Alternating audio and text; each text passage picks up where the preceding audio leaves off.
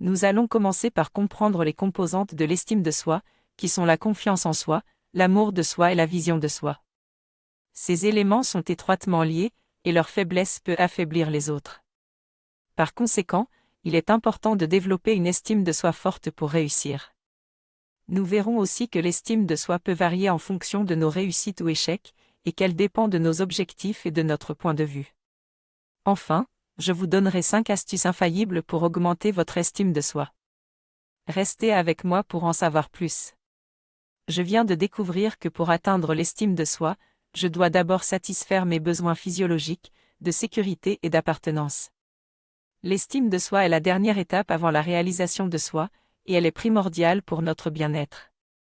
Le psychologue Maurice Rosenberg a approfondi le concept de l'estime de soi en affirmant que cela est indicateur d'acceptation de soi et de satisfaction personnelle, ce qui inclut les sentiments de supériorité et de perfection.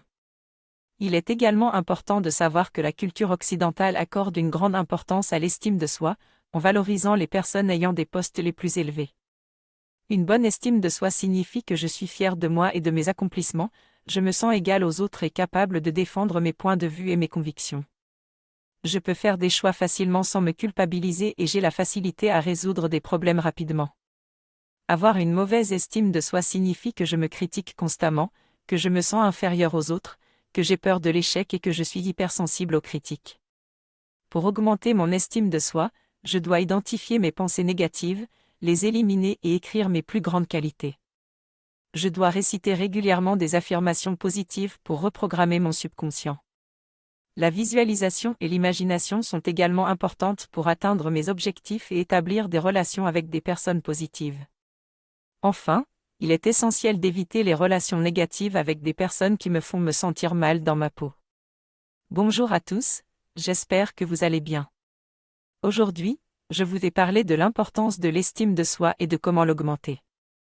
J'ai partagé plusieurs astuces avec vous, comme travailler sur ses qualités et ses réussites, s'affirmer et prendre des décisions, ou encore changer sa posture et son langage corporel. La dernière astuce, et pas des moindres, est la répétition. L'estime de soi n'est pas quelque chose que l'on a génétiquement, mais quelque chose que l'on apprend et que l'on peut améliorer. La clé pour y arriver est de répéter les actions que l'on souhaite améliorer jusqu'à ce qu'elles deviennent une habitude.